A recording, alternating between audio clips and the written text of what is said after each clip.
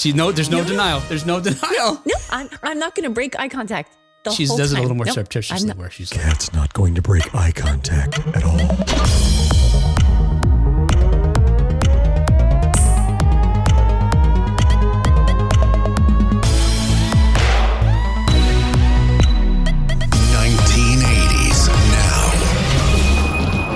Keep Cat awake. Makes sense. Yeah. hey, I don't want to talk about the book. Hey, it's not good for my self-esteem. Hey, welcome back to another episode of 1980s Now, a weekly examination of the importance of 1980s pop culture and its continued influence. Today, my name is Will, and joining me, as always, are my friends and co-hosts, Kat and John. Hey, guys. I'm awake. Yay. You are. Me too. Yes. And when I say John, by the way, I'm talking about John Reddick. I know John Reddick. Ooh, your own air horn. I don't know. Am I air horn caliber talent? Yeah, well, yes. Clearly you are. You just told us somebody recognized you at an event that you went to. Among many. You really just went to for fun. Yeah. I said no autographs. We cut live now to the convention. No, but yes, you are. Of course, we know you as the media mogul of Gen X Grown Up, the YouTube channel, the podcast. Thank you. I am one of the 40,000 plus subscribers that check out your videos, and now is a very good time to do it because, and this is true. John's my buddy, so I would tell you otherwise, but this is 100% true. I wait for John to review stuff that I might buy for Christmas, for some gifts for folks that I know like retro games, and some for myself that I could tell people, hey, you want to get me this Atari 2600 Plus? That kind. I know it's good. I know what it's. I know it does what I want. And I wait for John to tell me. So hey, yeah, definitely make sure you check John's YouTube channel, podcast, everything out. And especially listen during December. Yeah. Oh yeah. All of December. Every day you possibly can during December. Right. Yeah. That's right. I will have a surprise for you every day in December on our Gen X Grown Up YouTube channel. Every day. Yeah. Yes. Yep. Now I'm wondering, maybe John and I aren't friends, and I want to take that air horn back because we don't even know what the surprises are, Kat. We do not know. I want you to be surprised too. I wouldn't steal that from you. You're right. Rob you of that joy. You're right. All right. It's like getting a Christmas present. So yeah, I wouldn't want you to tell me what you got me. Speaking of which, don't tell me what you got me. No worries. I know you No want danger. a present No from John. danger. Yeah, no danger. Hey, on today's show, we're going to chat about the current news stories related to 1980s media, including the new Karate-Kid-iverse. I'm really curious about this and what this might be. An unlikely 80s movie that's now a musical. Chuck E. Cheese thinks it could just shut down the animatronics. Hello? Let's see. I forgot what I was going to say here. Hall wants less to do with Oates. I don't know what that is. Hall wants even less to do with Oates. We'll explain. Hagar. I always say Hagar. Sammy Hagar. Hagar. Sammy Hagar. Sammy Hagar. Hagar. I've always heard of Hagar. Hagar. Like Hagar the Horrible? Yeah. Sammy That's Hagar. Hagar. Oh, wow. There's 3 different things? Okay. Yes. Hagar wants even less to do with Roth. And who will Wilhelm Dafoe play in Beetlejuice 2? I like this story. We'll find out, yeah.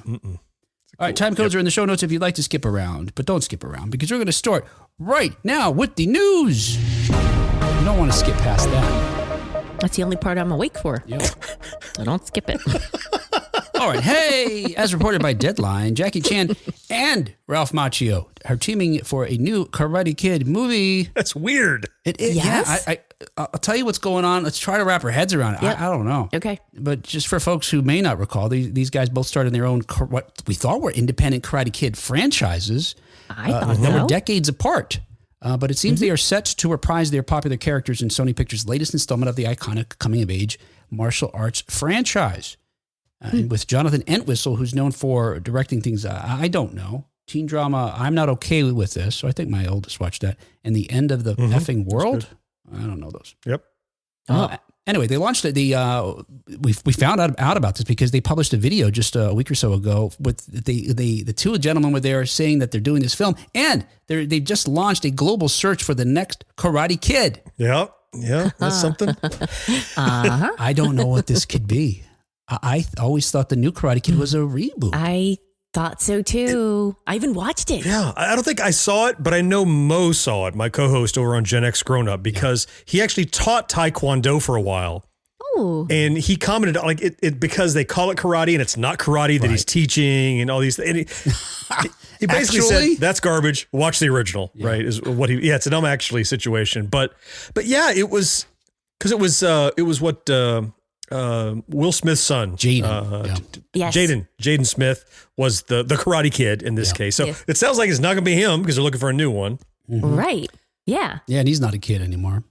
He's no. Yeah, I didn't have a problem with the I guess the other Karate Kid. I guess now it's Karate Kid 5, I guess, really, since it's part of the universe. Mm-hmm. I thought that it was good. I enjoyed it. I also enjoyed it. Yeah. It was similar in spirit, but different enough that it could exist in the same universe and not be confusing in a sense that it's, for example, it seemed, I guess wisely, they didn't make Jackie Chan literally Mr. Miyagi of that universe. Mm-hmm. I mean, literally. Right. And it's good for two reasons. One, Mr. Miyagi's Japanese, Jackie Chan is Chinese. Yes. So already that would be problematic, and it's set in China even to add to that. So whether that was just, again, trying to, make it culturally sensitive, or they were thinking this far ahead, but there's no real overlap in a sense where, it would require some kind of multiverse explanation that they could exist together. I do remember though, was it Zabka or was it, I forget who it was talking about the fact that even though this season's the last one, we're talking about some film projects. Mm-hmm. So this must be that thing. Okay. Right? Yeah. For a while now, even I think even going back a year or more now, they've been teasing that the next thing was a film. Mm-hmm. Yeah. And I think the three of us were speculating, like, where does that mean it leaps off of Cobra Kai? It's sounding like it's going to be a tangent off of Cobra Kai, right? Mm-hmm. Because we have Ralph Macchio clearly is in it, so we know who he's going to be. Mm-hmm. There's no question who he's playing. Yeah. You never know who Jackie Chan might be playing. I mean, it could be anybody. I don't know, but you mean he's not playing the character from the other Karate Kid, Mr. Han? Well, but maybe are they connecting the two, or are they just bringing Jackie Chan's franchise over into the real Cobra Kai-verse, or and they're looking for a brand new Karate Kid, as we said. So it's curiouser and curiouser. Yeah, I just figured he would be the character he was in that Karate Kid. Maybe so. Maybe he is. Is he? Okay, seems logical. Okay. Yeah. Based on the video, there are little jokes about, wax on, wax off, or jacket on, jacket off, hang it up. Mm-hmm. Those are the different techniques each master used. And what we do know about the plot is, what we're told from Sony is that it will bring the story to the East Coast and focus on a teen from China who finds strength and direction via martial arts and a tough but wise mentor. So there you go. Whether that tough but wise mentor is Jackie Chan or Ralph Macchio, I guess we don't know. I'm guessing Jackie Chan. I think Jackie Chan. Probably so. Yeah. Daniel Russo is not a tough mentor. And speaking of the video, the promotional video where they're calling for, open casting for the next Karate Kid. For me to star in it, yes. I was wondering if you were going to audition. Will. Can we call it the Karate Man and have it star a man in his 50s? The Karate Kid at heart is what we'll call it. But was I the only one who watched that video and immediately went, those two people are not in the same room. They're both on a green screen. Me too. Yes, right? Me too. Yeah. Yeah, there was something missing there. So like a certain connection. Yeah, there was a spark that wasn't there. Yeah. There was a certain because initially it was like a TV show where one person's playing two characters. Exactly. Yes. Kathy adores a minuet. Right. It's going to be a Patty Duke show with the two of them, but they were like standing very far apart, and only one time did they cross the plane. Like they're not in the same room. Yeah. They just read a script. I mean, it's fine. They didn't travel across the globe to stand in a room and talk about. But it left out at me how it was so sterile. Yeah. I'm so glad you said that because something felt off to me and I didn't, I couldn't figure out what it was. Look, everybody knows about the original Karate Kid, right? It was part of the greatest year of a film in the 1980s, 1984. Mm-hmm. It was an unexpected hit, spawned 3 sequels with Macchio starring in 2 of them. Hilary Swank took on the titular mantle in 1994. And then we've got this very successful Cobra Kai, of which we are fans. And I'll remind you that there was a Karate Kid musical that debuted in St. Louis in 2022 and is headed to Broadway at some point. Although they did a stage reading just this summer. But I haven't seen any news since, so we don't know what's going to become of it. But All right. supposedly very good, according to the folks that have seen it and reviewed it. Let's go. At the moment, and we know this could change, Sony plans to release the film next December 13th in 2024. Film on, film off. Get rid of Speaking of Ralph Macchio and musicals, this week in 1980s news, The Outsiders musical will arrive on Broadway in spring of 2024. The Outsiders, which had its world premiere at the La Jolla Playhouse earlier this year, will arrive on Broadway in the spring. Previews will begin at the Bernard B. Jacobs Theater March 16th prior to an official opening on April 11th. Now, are you guys fans of the film that came out in the 1980s, directed by Francis Ford Coppola? I saw it, and I haven't seen it since. Not out of lack of interest, but I can't call myself like a fan of the movie because I don't feel like I've given it another fair rewatch. Maybe I saw it. I know that Stay Gold Pony Boy comes from that film. That's the only thing I really remember about it. Well, I can say I definitely saw it. Okay. I saw it when I was a teenager, and I did enjoy it. It's very moving what happens in it, and even why he says "Stay Gold." In the moment that he says "Stay Gold," for folks who have seen it, that's a very pivotal moment towards the end of the film. Maybe even is it the last line spoken in the film? Maybe it's really at the very end. But it's based on the S.E. Hinton novel from 1967. The set, which is set in Oklahoma, and we did learn recently where that the home that it's shot in, they've now turned into a museum dedicated to the Outsiders, and we've seen a video of some of the different stars visiting. Yeah, it, we talked about that. I think. Yeah. But this musical adaptation features a book from Adam Rapp with Justin Levin, I'm going to say, and with music and lyrics by the folk duo Jamestown Revival. Are you guys familiar with those guys? No. Yeah, me neither.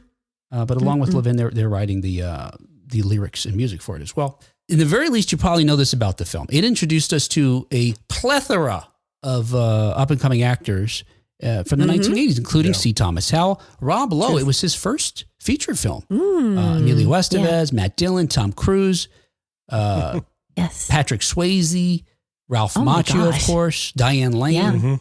So it was, in the very least, it was very important for that. But it is a very good, it's a good movie. Yeah. It's of a time, It's of the late.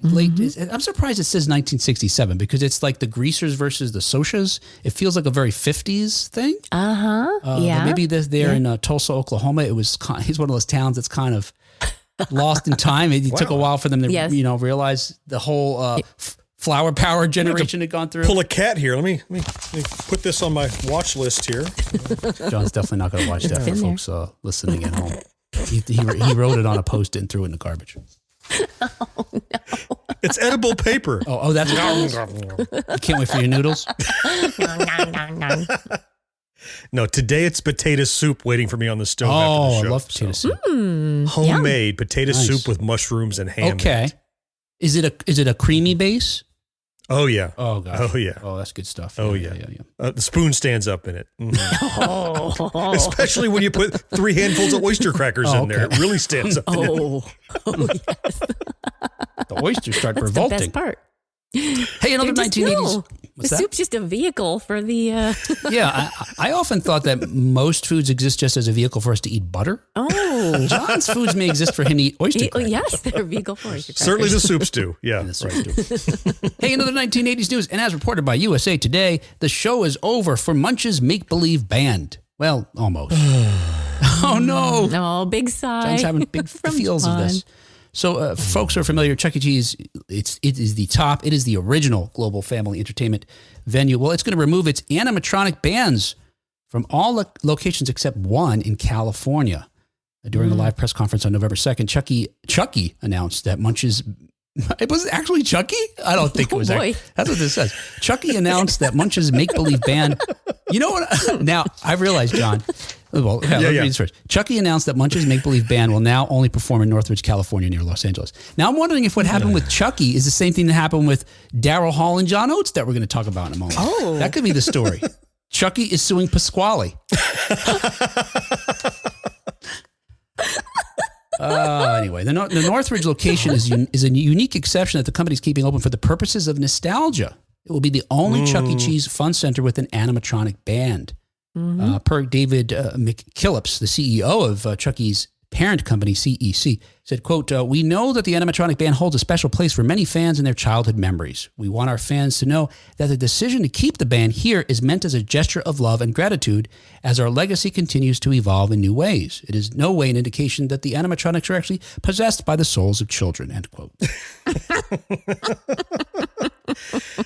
Now, almost the greater sadness for me is that really the current Chuck E. Cheese is Showbiz Pizza, because Showbiz Pizza purchased Chuck E. Cheese. Yes. But because Chuck E. Cheese was more recognizable, they used that name. Furthermore, the best animatronic band was the Rock-afire Explosion at Showbiz. Oh, so with all the Showbiz getting rid of their animatronic bands, that means the last remnants of the Rock-afire Explosion are now gone. Showbiz Pizza was my first, and I think I only went there one time, experience with the animatronic band thing. I mean, aside from Disney, and I loved it. I absolutely loved it. And it was in Georgia. It was in the South. Rock-afire is awesome. I couldn't have told you the name of that. I just remember being like wowed by it. Like, there are hobbyists that have purchased those animatronics and keep them alive and continue to make new songs with them. There's a whole documentary. It's a big deal. Yeah, I don't like the way you said keep them alive. It means what it means. You infer into it whatever you like. In the documentary. Do you have to keep it in the pentagram? Is that part of the thing? Don't cross the circle. Once a month, sprinkle some salt. Don't break the salt. Ah! Well, you said Chucky actually was at the press conference, and you may have been mistaken there, but that made me think I actually know Chuck E. Cheese's full legal name. Do you know Chuck E. Cheese's full legal name? Oh, with the E. If you don't, it's awesome. Hang on. I think I know. I feel like I know this. Chuck E. Cheese. It's awesome. No, I don't. I can't think of it. No. What is it? I do not know. Charles Entertainment Cheese is his actual name. Yes, that's funny. Charles. Because entertainment is my middle name. That is awesome. And at first, I thought you were going to say, I actually know Chuck E. Cheese. And then I was expecting an air horn. Yeah, I thought so too. I was ready. I thought so too. But then you kept going. I do not know him. I couldn't switch the screens fast enough, Kat. That's what happened. Chuck E. Cheese was the first family restaurant to integrate food with arcade games and animated entertainment. Yeah. At the time, it was known as Chuck E. Cheese's Pizza Time Theaters, founded in 1977 by Atari's co-founder Nolan Bushnell. Now, according to Atari co-founder Ted Dabney, Bushnell wanted to open a Chuck E. Cheese-like establishment. He didn't know it was going to be exactly Chuck E. Cheese, even before Atari. Wow. Yeah. At the time, however, Dabney explained that it made no fiscal sense, but it's almost like he was prescient, right? Yeah. Or that he created Atari to serve Chuck E. Cheese, because when Atari did take off, quote, Bushnell, according to Dabney, quote, Bushnell had the means to pursue it, plus a built-in distribution model for Atari's new releases, end quote. Yep. He had a place to put all those Atari arcade cabinets now. Until there were actual arcades, those were the arcades for Atari's machines, and then arcades sprouted up. Yep. That's if you want to play the arcade machines without the horrible pizza. Right. Well, in 1978, when the Atari's then corporate parent, Warner Communications, refused to open additional locations, Bushnell purchased the rights to the concept and the characters from Warner's for $500,000. A bargain. John mentioned, so, we had this, so Chuck E. Cheese, so Bushnell had a partner whose name escapes me. And what happened was he wanted to start his own thing because, in part, I believe it was, so when Chuck E. Cheese started, they were making the animatronics themselves in-house. In fact, originally, Bushnell bought a costume for the main character for the animatronic he was building that he believed was a coyote. And he was going to, that was going to be the mascot. But then when they built this thing, they realized the coyote was actually a rat. It wasn't a coyote. A rat. So he decided, we should change the name from Coyote Pizza, which was what it was going to be originally called, to Rick Rat's Pizza. Oh, no. And wisely, his marketing people were like, no one's going to want to eat at a place with the name Rat in it. Rat's Pizza. So they proposed the iconic brand that we have now. But it was like Bushnell's partner got wind of this other, an animatronic company, Creative something or other, that this is what they did. Down here in Florida. Yeah. Okay. Yeah. It's like Central Florida, nearby where I grew up. Cool. And then he was like, all right, I'm going to do my own thing. We're going to have better animatronics. I'm going to call it Showbiz. And then Bushnell sued him and said, well, wait a second, you're just doing the same thing. Oh my God. And so as a result, Showtime had to pay for a decade. They had to pay part of their profits to Chuck E. Cheese. Of course, Showtime gets the last laugh, as John mentioned, because Chuck E. Cheese eventually goes into the first of a few bankruptcies throughout their lifetime. Yep. And Showbiz Pizza snatches them up. Yeah, you said Showtime a couple of times there, but did you mean Showbiz? Showbiz. Okay, there you go. Now I'm going to open a Rick Rat's Pizza. See if I can get away with it. Yeah, I mean, it's too bad they were going away. I mean, as time passes, those animatronics look ricketier and ricketier to watch. Yeah. They are so they're gonna fall apart, but there's something about it that's like I never even went to see them. It's just that they're there. Yeah. It's that when they play, I'll look out of the corner of my eye and go, oh, they're dancing. The felt and robots are dancing on stage again. That's awesome. But just having them gone, it's like a snuffing of a torch from the 80s kind of, it's just kind of like, yeah, we're keeping one up here, but it's not accessible to everybody. So it's effectively past. It's gone. I only first step foot in a Chuck E. Cheese when I had my first kid. And a friend had a birthday party there. I don't think we ever had a birthday party there, but maybe we did. We did. And that's the first time I'd been exposed to the animatronics and the whole concept of it. Were you creeped out? Yeah, I was. And that was, As you should have been. Definitely creepy. Yeah. Well, He's been creeped out this whole conversation, I think. I mean, obviously obviously Chuck E. Cheese and even the failing animatronics inspired this whole Five Nights at Freddy's franchise, which is huge now, which plays on that notion that animatronic bands and pizza places are scary. I wasn't scared. No. I was enthralled. Hey, another 1980s news, as reported by The Guardian, Hall tells Oates to leave him alone. He's a family man. Oh, yeah. So hot on the heels of Stuart Copeland revealing that there were times he wanted to, quote, choke the life out of Sting, end quote. The Guardian's reported that Daryl Hall of the rock duo Hall and Oates filed a restraining order against his bandmate John Oates. Now, it turns out he didn't file the restraining order, so they couldn't come near him. It's different. Yeah, what's that about? Well, I know we don't know. It's sealed. We do know now. It's been unsealed since. Oh, that's right. So I got more information for you. He's been asked to not perform Man-Eater ever again. Seriously? No. Oh my God. Okay. Because that's a creepy song. Oh yeah? It's about New York City. Well, according to Axios Nashville reporter Nate Rau, who were first reported the suit by Hall is against Oates as an individual and Oates' trust. In a newly unsealed court documents that were relayed by TMZ, Hall claimed that he was, quote, blindsided, end quote, by Oates' decision to sell his interest in their catalog, and noted that Hall would need to approve such a transaction. Hall further alleged that Oates purposely timed his decision so that it coincided with the starts of Hall's latest tour. The singer claimed his bandmate was trying to, quote, ambush, end quote, and distract him in an attempt to, quote, intentionally cause me the maximum amount of harm. Harm? Financial harm. Yes. Yeah, financial harm, yes. Right. Yeah, and in particular, the party that Oates was looking to sell to is a company called Primary Wave, which already owns a portion of their catalog. But Hall made it clear that he has no intention of becoming partners with them and letting Oates out because he said that he was familiar with the company's reputation for exploiting copyrights and trademarks. Okay. So the restraining order, again, it's not that Oates can't get within a certain amount of feet of Hall. It's that he's blocked Oates' ability to sell to Primary Wave until the legal proceedings play out. I'm not saying whether or not I think that's a good idea. I have no idea, but I guess I just don't understand.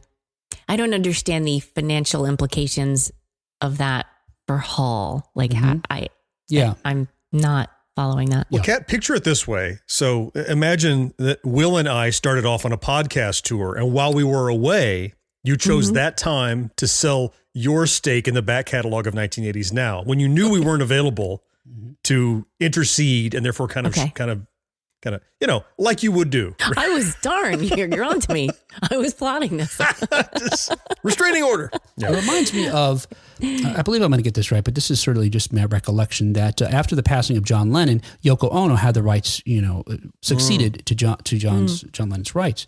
And I've heard Paul McCartney lament on different occasions that because of that, he is beholden to her as representing that half of their, whatever interest in that catalog, whatever they own.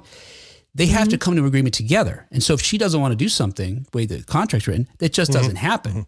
So even Paul McCartney wants to do certain things. So now Hall, who would otherwise be working with Oates and Oates' folks, has got to work with this company that he doesn't like to begin with. So if that has to do with additional licensing, like somebody wants to use our song for whatever, great. How much? Fantastic. Do it.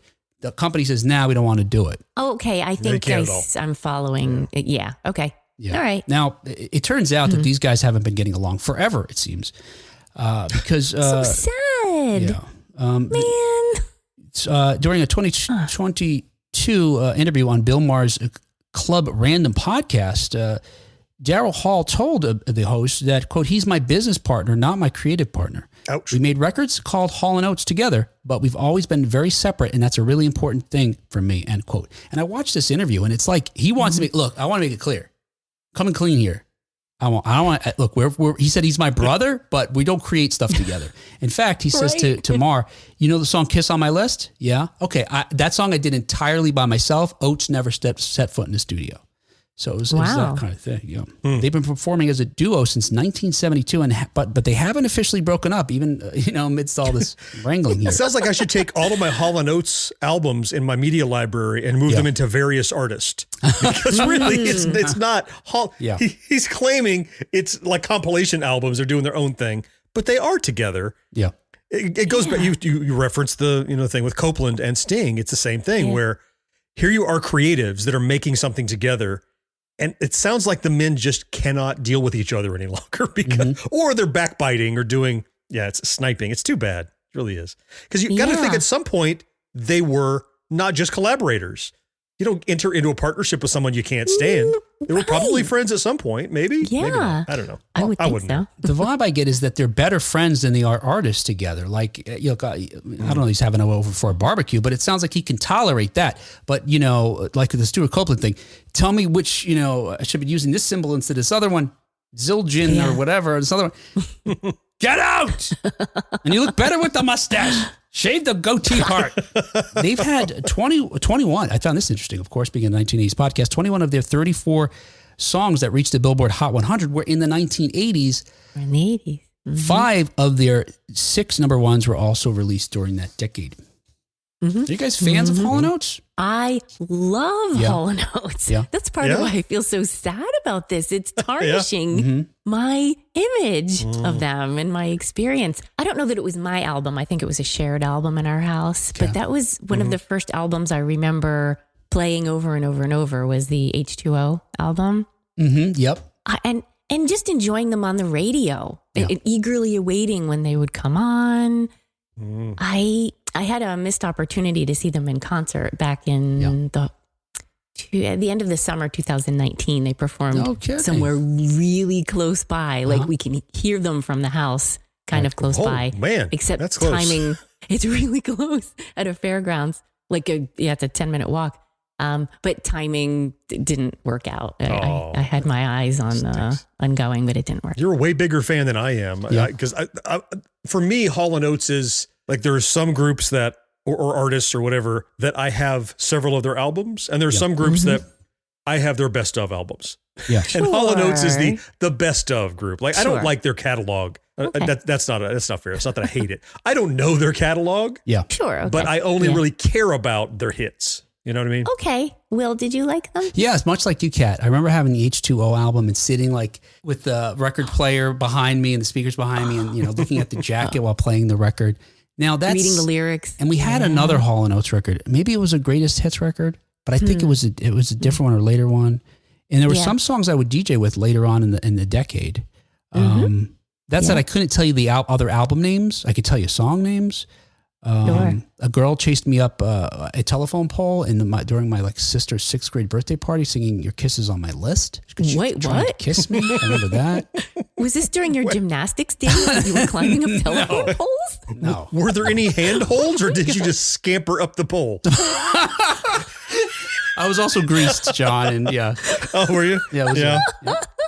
No, there was This some is handholds. amazing. Yes. You're Or passing handhold. down pickle jars at some point You later. had in to- your you had to, tenure like, at the pool. You had to jump to get to the first handhold, I think. You know, it was like first one's a few feet off the ground. Okay. All right. Wow. Okay. So, Because like there the, was some athleticism on display, I'm sure. Like the utility guys bring extra ones that they put in so they can climb up. Those were gone. okay. Yeah. Oh yeah. And I stayed at the top. I was like, no. So you became a pole sitter to get away from a kiss. I hadn't hit puberty yet. If it was post puberty, I'd be like, like John's noodles. Nom, nom, nom, nom, nom. You'd be swan diving from the pole. Here I come, kiss me. All right, just for fun then. Once again, it's time to play. No can do. All right, I told you there's 21 of 34 of their songs were in the 1980s. I'm going to give you 1 minute and you tell me how many Hall & Oates songs you can name. Oh, goodness. I'm Just shout them out. Go. All right, go. Yeah, we name just them. have to I'm name gonna cross them. them off, yeah. We're not getting Man clips. Eater. Oh, I don't Your think I'm kisses going to on be my good at lips. this then. You're wasting time right now. Was Private Eyes Yes. in the Right, you 80s? watching Okay, great. me? Yep. Man Eater. Criminy. No, I can't think of any. One on One? Family Man? You make my dreams come true. That one? Is that one? Is that 80s one? Yep. Okay. You make my dreams come true. Yeah. Huh? Oh, I thought you were saying it. Good. Sorry. 20 seconds left on the clock. This is so hard. I thought we were going to get clips and I got to recognize them. You take the piece of me with You keep singing, John. every time you go. Is that what's called? Sarah Smiles. That's No, not that's not 70s them. though. Oh, that was 80s though. Cool. No, it wasn't 80. Sorry. Oh, dang it. All right, time is up. That's all I've got. Now, You look, did there's a lot. Kiss on my list, right? That was a gimme because you said that one. Okay, we did that there's, one. there's, That had to be 80s. Yeah. there's 6 you got on here. Well, that was man. the one that sent Will up the flagpole. So, right. Or the phone So pole, look, there's a whatever it lot of was. songs on here, but I'm going to tell you the ones that I know. I sound like such a poser. They did a cover of "You Lost That Loving Feeling." That was a good one. Right. I can't go for that. No. Oh, no Gosh, can do. I can't believe I didn't say that. Okay. Say it isn't. Say it isn't so. So. You're out of touch. I'm out Oh, of out of touch. touch. Time. Method of a Modern And I'm out Love. of my head. Oh, yeah. These are all the gregreatest hits, by the Yeah, way. and they did it. Well, yeah, they were. Yes. Hits. And they did a medley of the way you do the things you do. My Girl, remember that? Yes. Hey, I know it doesn't sound like it because our show sounds so damn good, but we don't have a big corporate sponsor or a giant podcast network behind us. No. In fact, this show is brought to you week after week with the generosity of folks just like you, listeners who give us $1 or $2 or more every month to help us pay all the different bills associated with creating a wonderful show about the 1980s. To find out how you can support our show with $1 or $2 or the many free ways to help our show, visit 1980snow.com/support. Whatever you do, thank you so much. All right, here we go. Hey, a couple more stories for you this week. Next up on 1980s News.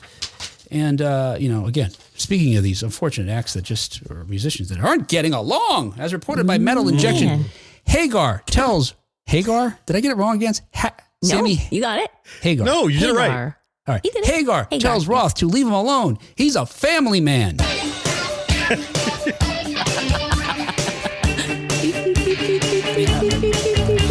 I was going to say he tells Roth he can't drive 55, but that just didn't work. You hit the wrong button. Wait. No, it just didn't work. Deep cut and say, Dumb. tells him, don't stand so close to me. Yeah.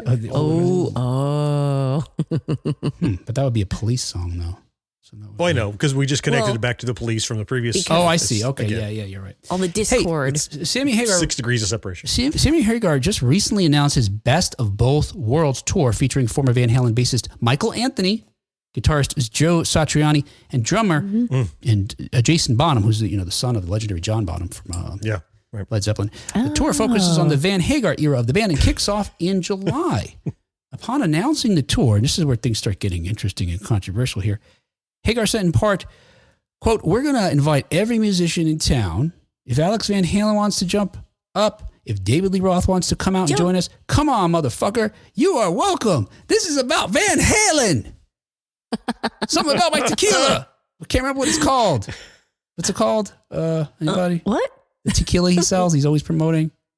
Oh. I Whatever. Anyway. never bought his tequila. Sorry. Anyway, Well, in a surprising turn of events, David Lee Roth expressed his willingness to join Hagar on his upcoming tour. Right. Which going to feature a set list, a heavy Van Halen set list. So David Lee Roth is perfect. Now we can get some more, we got the Van Hagar, we get some of the Roth era stuff in there. In a statement provided to Van Halen News Desk, Roth replied to Hagar's invitation in a few words, quote, "I'm ready to go. Let's do this." End quote. That's a direct quote, I'm sure. Oh, yes. Now, look, you guys might not know this, but Roth's involvement in this would mark a significant reunion between these two former frontmen who have had a tumultuous relationship in the past. And I blame David Lee Roth. I mean, it's right. I mean, he's the common denominator between things. Anyway, well, it would have marked a significant reunion because in a series of comments on Instagram, Hagar clarified his invitation. Oh my God. Referring to Roth, he said, quote, "He's not invited on the tour. No fucking way. It was to sing a song with us somewhere like a lot of singers, guitarists, etc. are going to do on this tour. I know better than to have him on tour again. Been there, done that." And if that wasn't enough to seal it, to burn that bridge, Hagar took some shots at Roth about his ability to remember lyrics, adding, quote, "He can come out and sing a song on a show or two if he can remember the words." Oh, wow. Everyone is to blame there, I think. Hagar probably spoke out of turn. Yeah, they had this idea. They're going to invite people in different venues to come and join. But when you do that, you're opening up a door that people are like, well, that means... But then on the other side, David Lee Roth, he knows he's not invited on the tour. Oh. He took this little cracked door. Let's swing the door wide open, and I'm on the whole thing. No, you're not. You know you're not. They'd have called if that's what they wanted, right? Yeah. Yes. That's true. Yeah. Not the David Lee Roth show. Yeah. I mean, David Lee Roth, he thinks he's as important as he thinks David Lee Roth is, and he figured if he said something, they would go, "Oh, please, yes, rush into my waiting open arms and be on the tour." Yeah. I did a high kick. I just kicked my headphones out. Oh, no. When John knocked his microphone out, I just kicked my headphone cord out. You're a showman. Oh, my God. There we go. Oh, boy. That shows you how high it was. Well, we saw your knee. I could see your knee in the frame. And that was it. Just the knee came up because the rest of the leg was... He's over there. Yeah, he's like, nope. So pretty when a flag unfurls. Oh, he kicks it. That's awesome. Yeah. That was Will. It's unclear if Roth's going to join him at all, even for a song. But I think, look... I wouldn't now. Yeah, because it's not going to be a paid gig. Why would you go? Yeah. It's a shame. But anyway, the tour kicks off in July in West Palm Beach, Florida, with Loverboy set to open for Hagar's band. Yeah. Oh, right. That's cool. They do Everybody's Working for the Weekend, and that's it. And ladies and gentlemen, that's it. Sammy Hagar. And they had other hits, right? I'm sure they did. I'm sure. All right. Hey, finally, is reported. Oh, nobody can name any, though. Oh, Kat. That's right. I forgot. Once again, it's time to play. Everybody's going off the deep end. I've got a list of hit songs by Loverboy. I'm going to give you 1 second to name any number of them. Everybody's Working for the Weekend. That's it. Just make the buzzer. All right. Hey, this week finally in 1980s news, as reported by Entertainment Weekly, Wilhelm Dafoe reveals his ghostly role in Beetlejuice 2. Ooh. Yes. The film is wrapped. It's done. It's post-production. It's going to be coming soon. I'm excited for this. Yeah, me too. Me too. Yeah, Fingers crossed. I mean, as previously announced, you've got Dafoe, who's set to appear alongside Michael Keaton, reprising his role in the Tim Burton film, the sequel to Tim Burton's original film from the 1980s. We've got a number of the... Winona Ryder's coming back. Catherine O'Hara's coming back. Awesome. Jeffrey Jones probably still has an ankle monitor on. He can't leave his home. He'll be joining via Skype. Allegedly, I think, but not really. I don't know. Anyway, but while we know Keaton's obviously going to reprise the titular role, we didn't know what Dafoe was going to play. And now we've got some additional information. During a new interview with Variety, the actor revealed some oddly specific details about his role. He said, quote, "I haven't seen any footage yet, but it was fun to do. I will play a police officer in the afterlife. So I'm a dead person. And in life, I was a B-movie action star. But I had an accident, and that's what sent me to the other side." End quote. That's awesome. I don't know how it's going to be on screen, but I love the premise. I do too. Everything about that. I think I'm looking forward to this more than I am the next Ghostbusters. Not that I'm not looking forward to the Ghostbusters, but if you said to me, hey, John, would you like to screen one of these early? I would pick Beetlejuice too, right away. You'd pick this. I could see that because it is so unmined territory. You know, we've had the first film, we had the stage show, and that's it. Oh, okay, cartoons, whatever. But I mean, they have not been sequels and remakes and things like Ghostbusters has had. It's had tons of stuff, right? Whereas Beetlejuice had one motion picture and nothing else since then. So I'm super excited to see. And then Wilhelm Dafoe is already such a freak anyway. And now to know he's going to play a dead guy who was this, a bigger probably in his mind than he was in reality actor, so actors always have a great time playing actor stereotypes. And so here is this great superstar.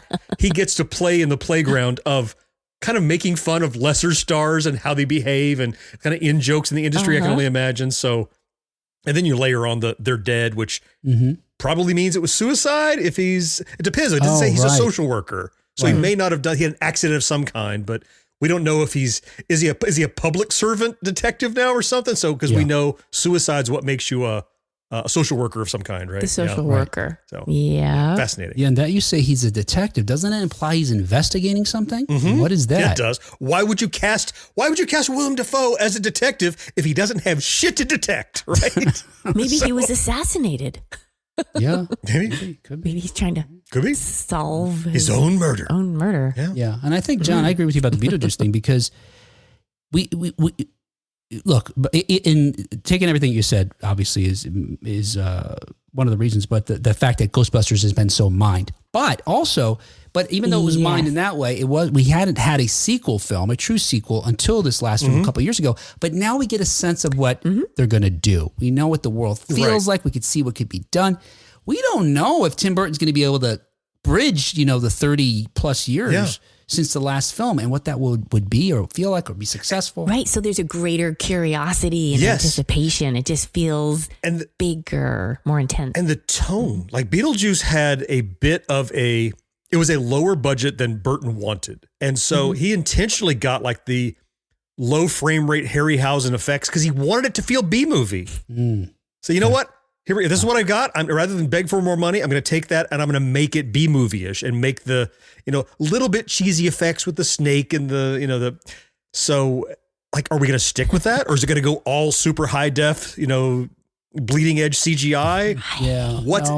How is the world going to feel? So I'm really curious about that. Oh, I hope they stick to the original, the aesthetic. Yeah. I'm trying to think, has, Tim Burton, in addition to doing the films he's done, which include most often they include some sort of, well, first of all, they have a very Burton aesthetic. He's a very clear sort of design that's, purposeful to his work. But you're right, John, in many of his films, even, beyond Beetlejuice, they include some sort of animation. And I don't know that we've ever seen, and I was saying, in addition to that, he's worked with studios that are just entirely animation. The Nightmare Before Christmas comes to mind. Has he ever used CG in any of his films for the animation part? He might have used it to enhance things, otherwise. But I don't think so. I think, And he came up for the Disney animation studios. That was his background, was working in hand-drawn animation when he started out. So it wouldn't be surprising to me, and I think that we can trust the fact that he'll still use the old tried and true techniques. That'd be cool. I hope so. I hope so. A few other details have been revealed about the plot of the upcoming movie, but Keaton has openly discussed the joys of getting the band back together. I'm not sure if we talked about this, so I'm going to just read you this quote from Keaton referring to working on the sequel. He said, "Beetlejuice is the most fucking fun you can have working." He told Empire Magazine this earlier this year. He said, quote, "It's so fun, it's so great, and you know what it is? We're doing it exactly like we did the first movie." Oh, here we go. We have our answer. Shit. Okay. I cut all the rest of the part out as if I had read this ahead of time, which I did, and then I promptly forgot, clearly. Now this makes sense because he says, and I didn't understand this when I read it the first time, there's a woman in the great waiting room for the afterlife, literally with a fishing line. I want people to know this because I love it. She's tugging on the tail of a cat to make it move. Now I understand. She's a puppeteer. I thought she was a character. No, she's making the cat move. So yeah, they're doing in-camera stuff. Yeah. Okay. Oh, is that what you're talking about? Yeah. I thought they were describing a character with a fishing line. Like, is that how she died or what? See, that's why that wasn't clear to us. I see. Too. Practical effects. Oh, thank goodness. Yeah. Yes. Oh, that's great. Okay. In addition to the original cast members, the sequel features Wednesday, which is another Tim Burton production, star Jenna Ortega as the daughter to Ryder's character Lydia. Justin Theroux is also featured, but his role has not yet been disclosed. The film is slated to arrive in theaters on September 6th, 2024. There's several things now in 2024 that I'm looking forward to. All right, I myself am strange and unusual. I think we got my daughter a necklace that says that last year. My family's big fans of Beetlejuice. Yeah. Who isn't? I think we've talked about this before too. Maybe we haven't, but we've talked about it in real life. I know I've talked about it with people. I was so anxious to show. Look, my kids are 8 years apart, and so I had a lot of experience with my oldest. That then 8 years later, I had again with my youngest. Which was good training. Except now, I don't know if you guys this is a trope, right? But you guys have heard this before. This idea that the younger kid you kind of get a little loosey goosey with, you know. The first kid's not going to eat McDonald's or watch TV. Done that. You know, the second kid you're dropping off at the mall with the credit card. Have fun. You know, that kind of thing. You'll be fine. Yeah. So one of the things was, you know, I was anxious to show my kids Beetlejuice, and they were both. Yeah. But look, for most of the film, like they'll be fine. It's a little scary, but it's kind of fun, scary. They'll be good. But it has one F word in it, and both of them are too young. We're not. Look. Wait. Yeah. I know what it is. I have to be. Yes. Nice fucking model. Yes. Exactly. Yes. It's the only one. Because I say that every time I'm playing with something or working on something and it breaks and I go, nice fucking model. This is the behind the scenes of John with his videos on YouTube. Exactly. Yeah. Reviewing a product. John's coping skills with Beetlejuice quotes. So my one with inferior products. My one oldest daughter, when they were a kid, so we're watching it, I was just ready with the volume, with the mute. I've seen that movie so many times. I'm just like, okay, nice model. It was perfect. And then with my youngest daughter now, and look, in our family, just FYI, it's not that we're not prudish, okay? Ultimately, we have the conversation with the kids. Look, these are just words, and it's just a social contract that we understand certain words mean certain things and blah, blah, blah. It's just better if you just don't use these words right now, you know, till you learn other words and stuff like that, you know? Yeah. And no matter what you do, don't say it in front of grandma and grandpa, because I will get shit for it. And I don't want to hear from them. Right. And then they go, Grandma, Grandpa, please don't give Dad shit. He doesn't want shit from you. Yeah. Yeah, you got to be careful. That's the danger.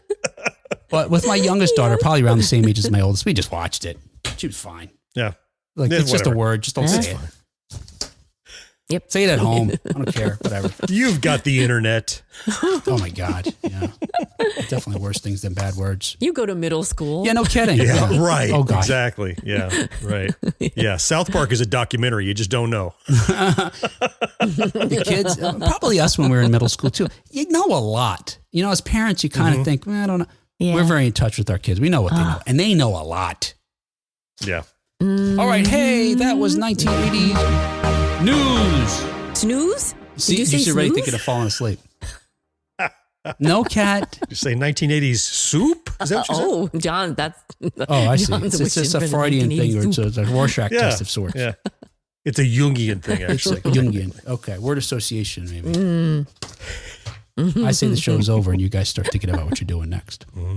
So that's it. So, hey, look, on these every other week episodes, I usually give you an update on my book. And in brief, making progress. I think I've had some real, like I told you guys for the last couple of times we talked, I think that for me, the biggest chunk, the hardest chunk was having to write new text, new stories that cover this, what's essentially a flashback, I suppose. That's half of it's a romance and half of it's a tragedy, really. I guess sort of like, you know, many Shakespearean plays. Yes, that's right. I likened myself to Shakespeare. The Bard. There you go. Willpower. Yes, willpower. Anyway, but I'm nearly done with that. Same name, why not? Yeah, I think I'm within a day or two done with that stuff. In the end, for me, I get able to shift it into a higher gear And what I think is, I suggested this a few weeks ago, crank through what's left, which is kind of just smoothing things over. And there's things I know need to be tweaked, but it's going to be a lot more efficient, I think, than having to create stuff out of whole cloth, Because even with the stuff I'm writing against, these flashbacks are set in India in particular, I did find myself having to research a couple more things, which kind of slowed me down. Some stuff I just wrote myself around, and when I get more information, I'll go back and, refine it to make it more specific. But anyway, there you go. You can ask me a number, John. I'll give you a number. I am. Yeah. So I think it's time to update our spreadsheet. So we're keeping track because right now, every other week, we're talking about the book in some form or fashion. A couple weeks ago, we talked all about the caste system and the Dalits and all that fascinating stuff for one of us. I was thinking it. I loved learning about it when I listened to the episode. We should have quizzed her on the stuff that she fell asleep during. But because, again, for those just tuning in, your goal is to complete this by week 52, by the end of the week. By January 1st, you'd like to be done. Right. So we're keeping it running, and I put you on a vector where we're at. So last week we spoke, and you were at 90%. Or sorry, last 2 weeks ago we spoke. You're at 90%. And I mean, you basically we have 3 more get-togethers before you should hit 100, including this one, right? So, so you're at 90% last time we talked 2 weeks ago, and you just talked about you just about done with the short chapters and that kind of thing. So, you said you have a number, so lay it on me. Where do you feel that you are now? I'm going to say 93%. That's great. Because if I had gotten through it, and I tried, John, I told John the other day when we talked, I wanted to be able to say 94 because I have, sort of a sense of, I think, what's left after this. Yeah. And I just couldn't get this one part done in time. So 93%. Yeah. Well, that's good. So we've talked before that when you hit setbacks, that it's not enough to resume, you must increase velocity or change variables. Right. So you increased your velocity. So you gained 3 points over the last time we talked rather than 2. So the productivity you had over this past 2 weeks are very good. Now, the par for right now is 95%. So you're only 2% behind, which effectively means you're 2 weeks behind if you want to look at it that way. Sure. But I'd rather not categorize it or qualify it as time, because time is, we're not really measuring time, it's fluid, we're measuring progress. So it happens, we just estimated how long it's going to take. So your progress over the last 2 weeks has been markedly improved over the previous time that we talked, certainly. And I think if you can continue that trajectory, I mean, if you can continue that productivity over the next 4 weeks, that puts you at 99%. Yeah, like I mentioned, really good. I have a sense about what the next part is, and I think it's going to be a lot easier. I'm hoping. Look, once I get into it, things may change. I may really remember that I never wrote a certain thing, and I'm back to where I am now. Right, But I don't think that's the case. So I'm feeling pretty good about it. And as far as increasing productivity, it's just I hit this point where there was these couple of stories that just came out. You hear about people talk about this kind of thing, and it just look, I've been doing this for so many years now that I am feeling at a point where I'm getting fairly proficient if I can get enough of a vision of what's happening to get it out, that I didn't have, 10, 15 years ago. John is clearly better for your self-esteem than I am. Will's like, I'm feeling good about this. Yes, thank you, John. I really don't like putting numbers and quantifying the creative process, but it's something that I've learned to do for myself over the last several years, which is it's a creative process, but if you just leave it all loosey-goosey, then that's how you're going to behave. I always did. So I'm really happy for you that you picked up some speed there, and you feel that you got more under your belt. So I look forward to the next time we talk about this. I'm going to close down the spreadsheet now. It's entered in the record. No more numbers talk for me. Yeah. So very nice. Well done. Yeah. I can't wait to read it. Yeah, me too. Yeah. Can't wait to be able to give you something to read. All right. Hey, that was the show. Oh. I'm starting to learn something about Kat, John. She can do one assignment per week. And this week's was stay awake. And all right, so maybe she could do 2 things, including stay awake. And early on, this has happened before, she's so proud about having done the one thing that she's required to do. We're proud of her. Then there's such a big contrast when she realizes, holy shit, I didn't do the other thing. I feel kind of seen. Oh, it's fine. It's fine. You need the list? I have a list. No, I have it right in front of me. Okay. Actually, I did this after every episode. I write the names again for the next week because I like to shuffle them around. Mm-hmm. So it's ready. I just didn't have it out in front of me, but I am ready, relatively speaking. Very good. So our show is brought to you thanks in part to our early adopters like Rick Parker and Karen Flieger. Awesome. And thank you especially to our Secret of Our Success level Patreon supporters like Marcus Taylor, who did not interrupt the recording of this episode to the best of my knowledge. I'm sure he tried. Yeah, how does Kat know that? If she's not been checking her phone. On the reg. I didn't get any texts. How do you know that? Muted. But my phone didn't vibrate. See that, John? You turned the ringer off, but she still was going to know. Feel it. Okay, we're moving on to Tony Great. Nick Guillory. Yo, Nick. Craig Coletta. Matt Marino. John Henderson. And Brandon Greer. Yep. Hey, guys, thank you so very much for supporting the show week after week. We appreciate your contributions. And look, there's plenty of free ways. I just sent a text to Kat. See, she checks it. See, she checked it. I texted her and she checked it. My phone vibrated. Yeah, and then you checked it. All right, whatever. I broke eye contact. Oh. My eyes were moving up from where I just placed my notes back to the screen. Of course. Yes. Just the right moment. Yep. Hey, we appreciate everything that you folks do to keep the show running week after week, keeping the lights on. I'm talking about keeping the subscriptions, the licensing, all the different fees we have to pay, advertising, so folks can know about us, so on and so forth. Yeah. Thank you so much. There's other ways you could support the show too, like sending us a comment, posting something on Facebook, following us on YouTube. Just like these folks, Miss So commented on YouTube, Will, I love you all, but you have my permission to lay that punk John out on the ground if he starts mentioning, quote, percentages and stats, end quote. Nonsense about your book progress again. You'll finish the book when you finish the book. Good luck on the continued writing. Hilarious show as always. Love y'all. It's amazing. About to get laid out? Is that what I'm hearing? Yeah. Yep. Do you feel seen, John? No. No, I feel misunderstood. Yes. Oh. That was awesome. On Facebook, we asked if folks remembered Something Wicked This Way Comes. I got to tell you, I felt kind of alone last week when we were talking about, was it last week? No, it was a couple of weeks ago. I don't know. Recently, when we talked about streaming movies or movies from the 1980s that aren't available to be streamed or on any of the digital media, and included that film from the early 1980s. Nicole says, heck yes, when Disney did Creepy, which this was on Plus, or Disney needs to create a TV land-like channel for those who would rather see Polly and I-Man than teeny boppers. I'm not sure what Polly and I-Man are, but yes. Maybe that was a voice-to-text issue. Disney, get it on there. Yes. Nick says, the name of this movie eluded me for decades. Seriously, I have flashes of scenes in my memes from seeing it at my uncle's house. I remember it being really weird and attractive to my young mind. Oh, so you helped him rediscover it. Isn't that handy? Yeah. Oh, yeah. Nice.